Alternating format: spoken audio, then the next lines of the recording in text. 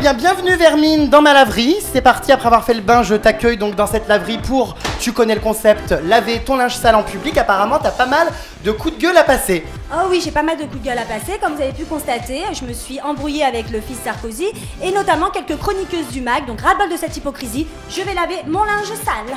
Eh bien très bien, alors je te propose justement de mettre tous tes vêtements dans une machine à laver. Et c'est parti, on va laver ton linge sale en public. C'est parti.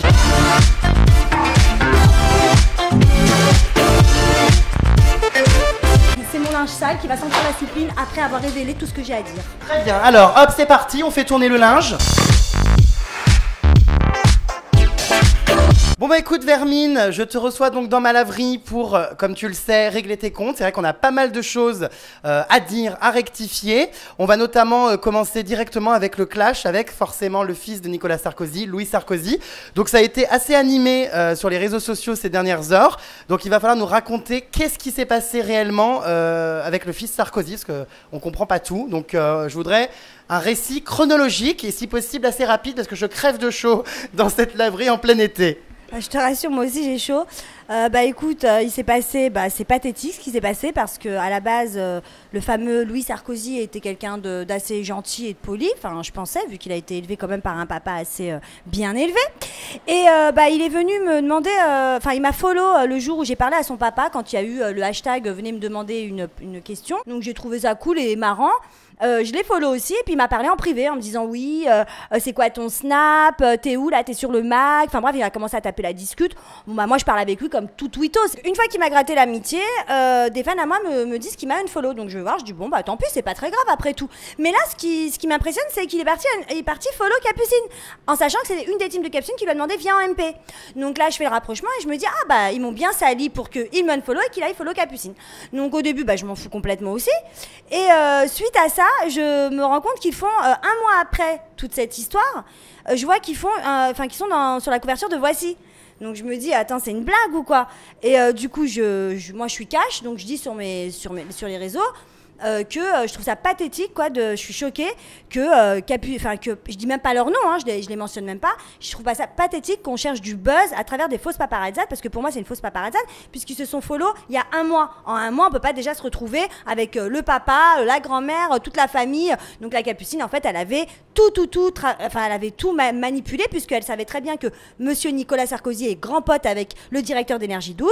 Donc elle s'est dit ça c'est une bonne idée, le Louis Sarkozy qui parle à Maëva, je vais aller lui gratter l'amitié aussi et comme ça je vais faire une couverture avec lui et c'est parti, on va me garder chez Énergie. Donc d'après toi tout ça a été manigancé, tu penses que Capucine a été parlé donc au fils de Nicolas Sarkozy sur Twitter pour par la suite faire cette paparazzade? Mais bien évidemment, mais c'est flagrant comme le nez au milieu du visage. Enfin je veux dire il y a un moment où la meuf, il y a même pas un mois de ça, elle le follow et elle se retrouve déjà en couverture de Voici comme elle a fait avec tous les autres. Ryan Bensetti, Kev Adams, Florent Manodou, ils sont tous fait piéger, D'ailleurs je connais des proches de ces gens-là qui sont dégoûtés. Donc il y a un moment donné, c'est pas Beyoncé, les paparazzis lui courent pas après en l'attendant en bas de chez elle. Donc il y a un moment, faut arrêter. Donc ce qui m'a dégoûté, c'est que j'ai appris par la suite qu'elle avait fait tout ça en me salissant. Parce que le Louis Sarkozy lui a raconté des conneries sur moi pour que justement arriver à ses fins. À la rigueur, j'en avais rien à faire qu'elle fasse sa paparazzade avec Louis Sarkozy. Mais comme elle sait qu'on était tous virés, parce que à savoir ça fait 2 mois qu'on sait qu'on sera plus sur Énergie à la rentrée, et du coup elle s'est dit ma dernière chance c'est de m'afficher avec avec le fils d'un homme politique bien aimé par Énergie 12. Donc c'était son but et elle a tout manigancé. Moi on me connaît, je suis cash, je suis une grande gueule, il y a pas, donc j'ai mis ce tweet sans les mentionner pour pas les afficher. Et lui, le Louis Sarkozy qui est H24 sur mon compte en train de regarder ce que je tweete, il est venu, s'est senti visé, ça a pas loupé. C'était un peu le cas. Bien évidemment, c'était le cas, mais bon, s'il avait rien à se reprocher, il vient pas. Mais là, il avait tout à se reprocher, donc il est venu en disant moi aussi ça me choque que les gens qui font des films de boules. Mais films de boules de quoi? Mais films de boules toi-même. Quand on est un fils d'un grand président comme l'a été monsieur Sarkozy, on peut pas se permettre de mettre des photos comme ça en sachant que je suis maman, surtout qu'on a toujours que ça à sortir sur moi. Alors pour repréciser, donc il a diffusé des photos de toi dans un film que tu avais fait il y a quelques années. En 99, film donc érotique où il n'y a bien entendu aucune nudité, en tout cas pas de plan porno. Il n'y a pas de plan porno, il n'y a pas de tac dans la tac-tac. Donc il y a un moment donné, faut remettre les choses en place. Comme Sophie Marceau, Emmanuel Béard et j'en passe et Sharon Stone ont tous fait des films comme ça pour commencer. J'ai cru que j'allais devenir Sharon Stone. Excusez-moi de l'erreur, c'était il y a 15 ans. Pourquoi ressortir toujours ça? Et qui lui a demandé de ressortir ça? Capucine! Christine. Tu crois? Mais bien évidemment, c'est elle qui lui a donné les photos, c'est elle qui a donné le texte de Rof, qui soi-disant, j'avais eu un enfant dans le dos avec lui.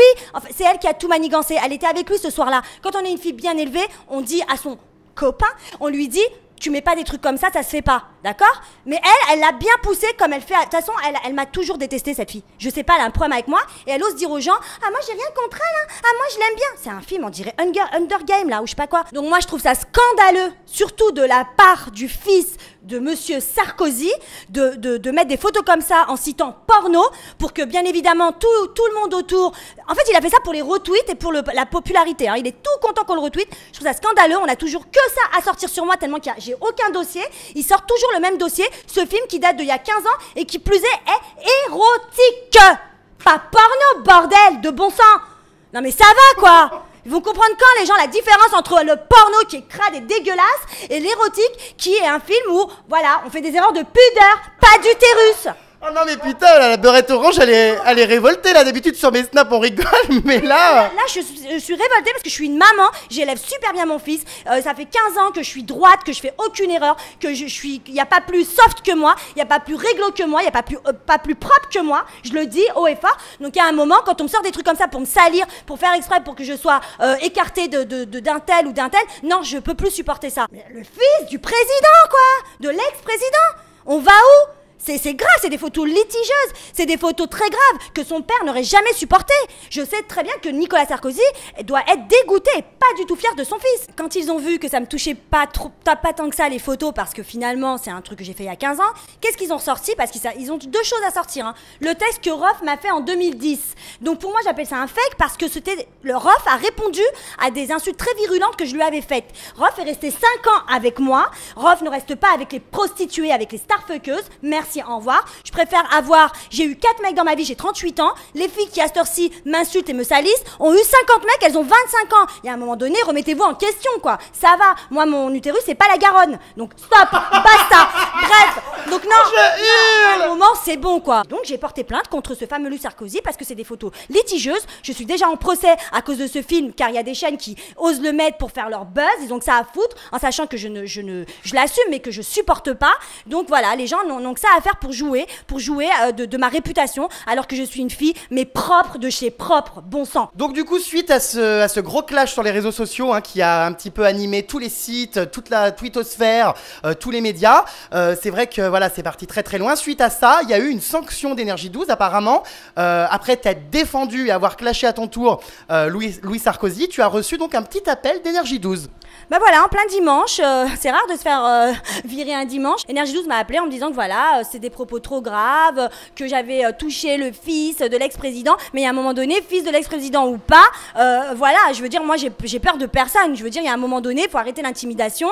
Donc on me demande de retirer mes tweets, je refuse parce que lui ne retire pas ses photos litigieuses. Donc la production du MAC t'a demandé de retirer les tweets envers Louis Sarkozy. Oui, bien évidemment, on m'a demandé de retirer ses tweets. J'ai refusé tant que lui ne retirait pas ses tweets. Donc on m'a dit, bah tu viendras pas sur le MAG la semaine prochaine. Et donc j'ai dit, bah ok, y a pas de souci, hein, je vais pas baisser ma culotte jusqu'aux chevilles juste parce que c'est le fils de l'ex-président. Il y a un moment donné, non, stop. Est-ce que tu trouves ça injuste et la manière dont on te l'a signifié, est-ce que tu trouves que c'était un petit peu abusé? J'ai trouvé ça vachement injuste dans le sens où on a retenu que mes insultes en sachant que c'est pas moi qui ai commencé, après quand je leur ai dit ça, on m'a dit oui mais Louis Sarkozy ne fait pas partie du groupe Énergie 12. Alors d'accord, je veux bien, mais sur le mag il y a constamment des gros mots tout le temps, entre un tel qui s'affiche avec un tel dans les paparazzades, entre l'autre qui dit bitchat toute la journée. Enfin il y a un moment donné, voilà, pourquoi s'en prendre à moi juste parce que j'ai insulté le fils de Sarkozy? Donc c'est pas normal. Donc j'ai trouvé ça super injuste, je trouve ça dégueulasse, que je suis une maman, j'ai besoin de travailler, j'ai quand même perdu beaucoup d'argent dans cette histoire. Donc pendant que les autres ils mangent à l'Elysée ou ils mangent du caviar, moi je me galère. Donc faut pas oublier ça. Je me suis défendue, je veux dire on n'a pas le droit de se défendre, donc faut fermer sa bouche, faut rien dire, faut faire la petite gentille comme certaines sur le mag. Non, c'est pas mon caractère. Je me bats à me relever à chaque fois, je me bats à avoir un travail et là encore on me met les bâtons dans les roues. Ça fait des mois que je suis sur le mag, des mois qu'on m'en met des bâtons dans les roues. Donc là stop, j'en ai eu ras-le-bol, ça a été la goutte d'eau qui dépasse de la mer carrément. Mais c'est vrai que quand même d'habitude voilà, là ça dépasse quand même la télé-réalité. C'est vrai que moi je suis habitué à traiter sur mes blogs etc. beaucoup de clash entre candidats de télé-réalité. Là pour le coup c'est vrai qu'on a basculé dans le domaine politique puisque tu t'en es prise quand même, il faut bien le dire, à des personnalités politiques. C'est vrai que ça a quand même été un petit peu loin. Non mais attendez, on vit dans quelle époque là? Moi, homme politique, boucher, boulanger, c'est pareil pour moi. C'est un humain qui m'insulte et qui insulte mon intégrité. Donc que ce soit le fils de Monsieur Sarkozy ou n'importe qui, je réagis pareil. Encore plus parce que c'est le fils de Monsieur Sarkozy, en sachant les valeurs que Monsieur Sarkozy nous inculque et nous dit de faire. Donc à un moment donné, je peux pas accepter. Donc non, j'ai pas eu peur. Oui, effectivement, j'ai eu des intimidations. On m'a dit oui, bien évidemment. Des intimidations? Mais bien évidemment, on m'a appelé pour me dire oui, si tu portes plainte contre Louis Sarkozy, on va t'enlever la garde de ton fils. Si par exemple tu as des aides, on te retirera tes aides, t'auras plus jamais de travail, aucune chaîne de télé voudra de toi. Non mais ça va quoi, on est où là? L'autre c'est Louis XVI, c'est Charlemagne, il faut arrêter. À un moment donné, je dis ce que je veux, à qui je veux. Moi j'ai peur que de Dieu, je suis très croyante, donc il y a personne qui me fait peur. Jérém Star quand même. Ouais. Bon, ouais. C'est vrai que depuis tout à l'heure, on semble comprendre, d'après ce que tu dis, que Capucine a tenté de te mettre des bâtons dans les roues. Est-ce que d'après toi, pendant que tu travaillais sur le MAG, Capucine a œuvré, a manœuvré pour peut-être te faire de l'ombre? Bah j'y croyais pas au début, parce qu'à chaque fois que j'ai eu des petites embrouilles avec elle, elle me disait que c'était pas vrai, qu'elle m'aimait beaucoup, que j'étais celle qu'elle préférait sur le MAG. Puis finalement, au fur et à mesure du temps, je voyais qu'en fait si, on me disait qu'elle faisait en sorte qu'on m'enlève des jours dans le MAG, parce que soi-disant, ça faisait longtemps qu'elle était là-bas, que c'était hors de question que Maëva ait 3 jours comme elle dans le MAG.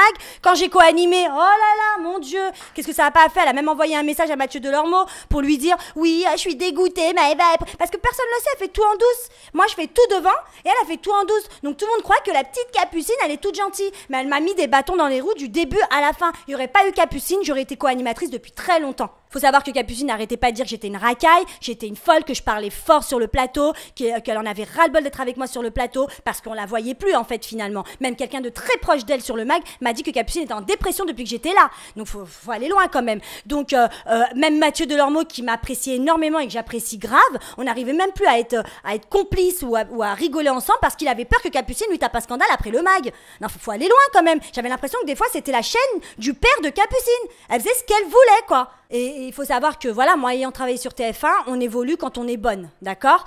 Donc c'est pour ça qu'au début je mettais un simple petit capteur et qu'apraprès Koé m'a donné ma chronique. Chez Énergie 12, la différence c'est qu'on ne peut pas évoluer. On a beau être super bonne, la meilleure, on peut pas évoluer. Tu mettais pas assez de décolleté pour être bonne? Non, même pas ça. Ils sont pas. Non, c'est même pas ça. C'est que j'en ai assez dans. C'est mon cerveau qui a un décolleté. Mais c'est pas. Ce qu'il y a, c'est que. Tu réussis chez Énergie 12 et tu pars en week-end. Alors Capucine, qu'est-ce qu'elle faisait? Elle invitait Mathieu Delormeau en week-end, Benoît en week-end. Elle a même invité Bruno Fallot en week-end. Alors Bruno Fallot, il a refusé, heureusement. Qui est Bruno Fallot? Le directeur d'Énergie. Il a refusé parce que lui, il est pro.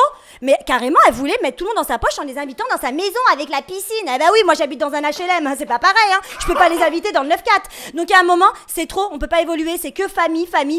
C'est si t'es pas super pote et tu manges pas chez les uns les autres, tu évolues pas. Mais alors, est-ce que tout ce que j'ai raconté dans mon article, puisqu'on m'a souvent accusé de dire n'importe quoi, est vrai? Est-ce que sur le MAG, il y avait une ambiance vraiment très désagréable, beaucoup de rivalité, beaucoup de jalousie? Est-ce que c'était détestable, comme on a pu le voir dans mon article? Tu avais raison sur toute la ligne. Il y a une ambiance mais plombée. C'est pour ça que je pense que le MAG s'arrête aussi. C'est que tout le monde est à la course à l'officialité. Ils sont à 1 minute qu'il faut avoir en plus des autres à l'écran. Justement, dans les chroniqueuses, il y a donc eu Christy qui a accordé une interview au magazine Public qui te reprochait d'avoir monté avec des faux profils des teams anti-Christy, des teams anti-Siam et d'avoir tenté finalement de faire de l'ombre à tout le monde pour te mettre en avant davantage. Non mais franchement ça c'était la grande blague du siècle. Non mais ça j'ai même pas répondu parce que je trouvais ça tellement pathétique. J'ai besoin de faire des fakes, je fais un pas dans la rue, on me saute dessus pour m'embrasser. J'ai pas besoin de faire des fakes, j'ai toujours été comme ça, j'ai toujours été appréciée. Donc après qu'elle soit pas appréciée, c'est pas de ma faute.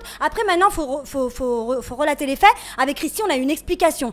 Après je lui en veux quand même d'avoir fait cette interview qui a été fausse et archi fausse, mais comme me l'a expliqué Christy, elle a été montée contre moi en beauté, car il faut savoir que Siam l'a appelée de 2h du matin à 5h du matin, elle l'a harcelée en lui disant tu te rends compte Maëva ce qu'elle nous fait, fais quelque chose. Mais pourquoi tu fais pas toi-même les choses Siam? Moi je comprends pas, pourquoi elle envoie Christy faire ça? Pourquoi dire que je fais des fakes pour les dénigrer? Jamais de la vie j'aurais fait ça de ma vie, j'ai pas besoin de ça. J'ai aucune concurrente, c'est ça qu'elles ont pas compris. La seule concurrente c'est moi-même. J'ai peur de personne, personne me fait de l'ombre. Mais alors Siam c'est étonnant parce qu'on vous voyait très souvent ensemble avec Siam, vous vous entendiez bien, voilà. Vous faisiez des soirées ensemble etc. Et donc maintenant avec Siam c'est la guerre. Mais je l'ai appréciée de fou, je l'aimais beaucoup, jusqu'au jour où on m'appelle en me disant fais gaffe, elle est en train de te la faire à l'envers, elle est prête à tout pour y arriver. Donc du coup elle a poussé Christy à la faute. Donc j'ai été super déçue et d'ailleurs je préfère même plus en parler. Donc moi pour conclure, je suis super déçue de ce milieu, à savoir que moi je viens quand même il y a 15 ans à la télé, c'était pas du tout pareil. Donc maintenant, j'aspire à travailler avec des vrais professionnels, pas avec des starlettes de télé-réalité qui se prennent pour Madonna ou pour Beyoncé ou Rihanna. Parce qu'à un moment donné, ça va. Quand je vois que je recevais des 50 Cent, des Bruce Willis et tout ça, et que je me retrouve dans le mag avec certaines qui croient qu'elles travaillent je sais pas où, faut redescendre. Donc moi, j'aspire vraiment à travailler avec des vrais pros et à montrer ce que je vaux, parce qu'avec ces gens-là, je pouvais pas montrer ce que je valais. Bon, ben, je pense que le coup de gueule est passé, Vermine. Ça fait du bien quand même. Ah bah oui, ça fait du bien. Et puis s'il devrait en avoir d'autres, il y en aura d'autres. Qu'on commence même pas à me chercher. Bon, en tout cas, le linge sale a été lavé en public. Je pense, Vermine, que... Le linge sale a été lavé en public et maintenant ils sont la soupline. Voilà, ils sont la soupline. Donc écoute, faisons-nous quand même un câlin pour apaiser les tensions. Je vous aime. Et faut savoir que quand même c'était une laverie parmi les plus éprouvantes, puisqu'on est quand même en plein mois de juillet, qu'il fait 40 degrés, que dans une laverie il n'y a pas d'air conditionné. Donc la moustache de l'île des vérités est là même pour Jérém. Voilà, donc on brille, on transpire, mais c'est pas grave, le coup de gueule est passé. Je vous aime et merci pour tout le soutien, parce que j'ai eu un énorme soutien, faut le savoir. Et franchement, sans vous, c'est grâce à vous que j'avance. Merci.